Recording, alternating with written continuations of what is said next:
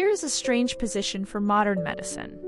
The instruction to always finish every antibiotic course has been repeated so often that it became almost moral advice. Yet, a new review of more than 120 randomized controlled trials suggests that for many common bacterial infections, shorter prescribed courses can be just as effective, safer, and no more likely to promote resistance. Each of these findings comes from published research, but each also has limitations that matter.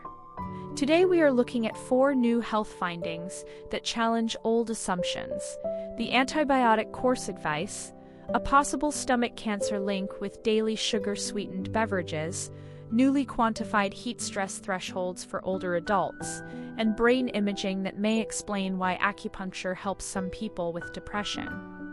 First, the antibiotic advice. The old rule came from a reasonable fear. If bacteria survive a partial treatment, they might regrow and acquire resistance. That concern is still real for serious infections such as tuberculosis and certain staph infections. But the blanket version of the rule is now being questioned. In a study published in Open Forum Infectious Diseases, researchers surveyed 1,475 adults in the United States about their preferences for treating a bacterial respiratory infection, such as pneumonia. A majority, 892 people, said they preferred a long course of 7 days or more to a short course of 3 to 5 days. That preference was tied to having been told by a medical professional to always finish antibiotics and to a general belief that longer treatments are inherently better. Only 17.5% had ever been told to stop taking antibiotics when they feel better, but 58.4% said they would be at least somewhat comfortable hearing it from their clinician. More than 90% said they trusted their doctor's advice. The important distinction here is not that patients should decide on their own to stop early.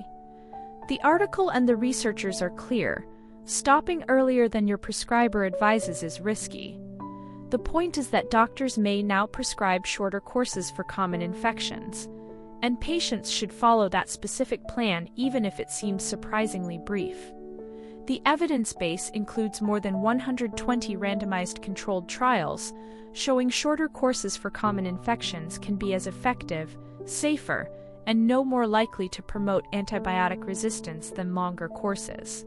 The remaining challenge is communication, because decades of public health messaging are hard.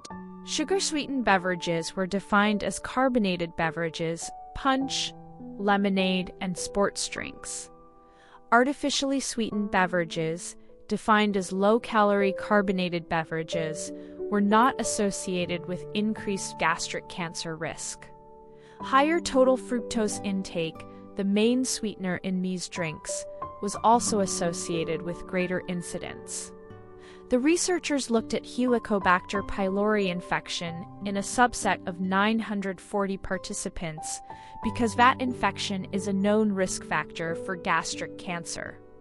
Just over 1/3 had evidence of H. pylori infection, but there was no association between sugary drink consumption and infection. This is observational, not proof of cause. It is possible that people who drink sugary beverages daily differ in other ways, and the study had limited information on H. pylori status and family history, and participants were predominantly white. Still, this is the first study to demonstrate this association in a U.S. population, and it adds to prior links with colorectal, breast, and liver cancers. Gastric cancer is the 5th leading cause of cancer death worldwide, so the result matters even though more confirmatory studies are needed. It is also worth remembering that 278 cases is a relatively small number, so these are still uncommon diagnoses. From nutrition to climate, the 3rd study asks a simple question: at what level of global warming does heat become harmful for different age groups? The answer, published in the Lancet Public Health, is that age changes the danger threshold dramatically.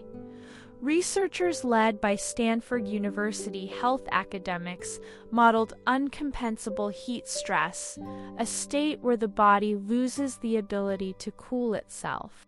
They found older adults aged 60 and over could face harmful heat stress at just 1.5 degrees Celsius of warming above pre-industrial levels, while the comparable threshold for younger adults was around 4 degrees Celsius. That is a huge gap. Older adults sweat less, their hearts work harder in heat, and their blood vessels are less able to widen, limiting the body's ability to stay cool. Previous studies often applied a single threshold based on younger adults to everyone, which may have underestimated risk for older people. The study projects that as global temperatures rise and the world's population of people 60 and over doubles to 2.1 billion by 2050, older adults will increasingly experience frequent and widespread uncompensable heat stress, especially in low- and middle-income countries, such as India and Pakistan. Each additional degree of global heating exposes roughly 1 million more people to at least 180 hours of uncompensable heat stress annually, according to the study, with older adults shouldering much of that burden. The UK offers a recent example.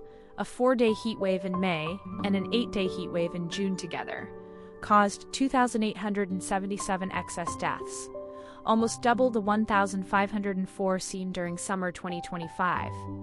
The UK Health Security Agency fears 2026 may record the country's highest number of heat-related deaths.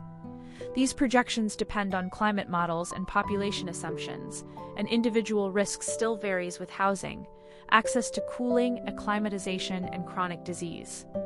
But the age-stratified conclusion is clear enough. Public health warnings, hospital planning, and community cooling strategies need to treat older adults as facing danger much earlier than the general population. That does not mean younger adults are safe in extreme heat.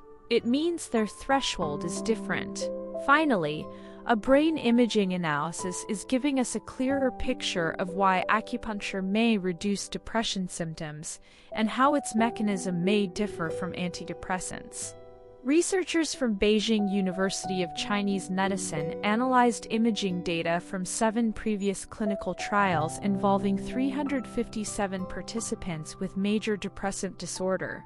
When they compared brain scans of people receiving acupuncture with those on antidepressants or receiving placebo acupuncture, they found distinct patterns.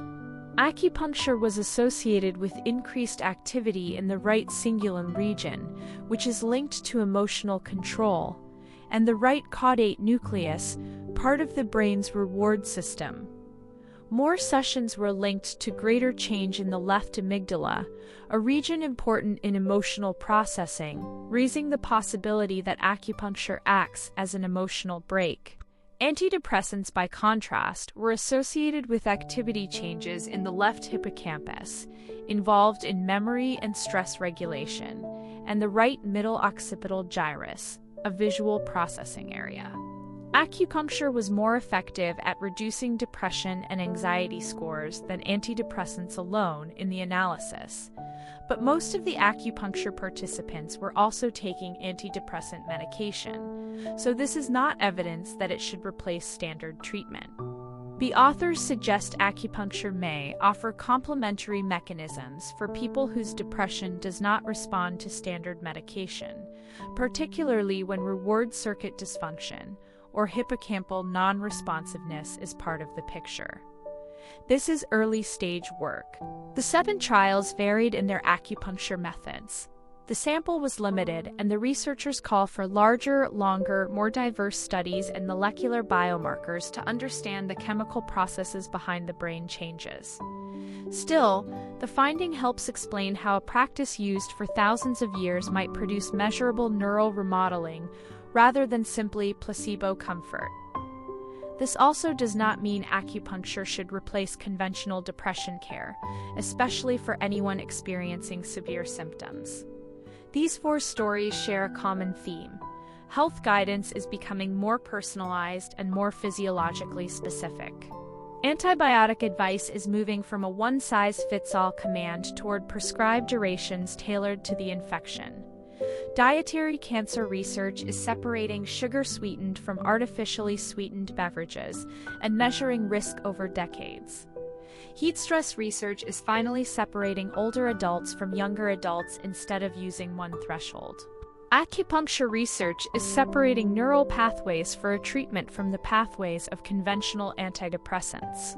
In each case, the old model was simpler but less accurate. The new model demands more nuance from patients, clinicians, and public health agencies. It also comes with genuine uncertainty.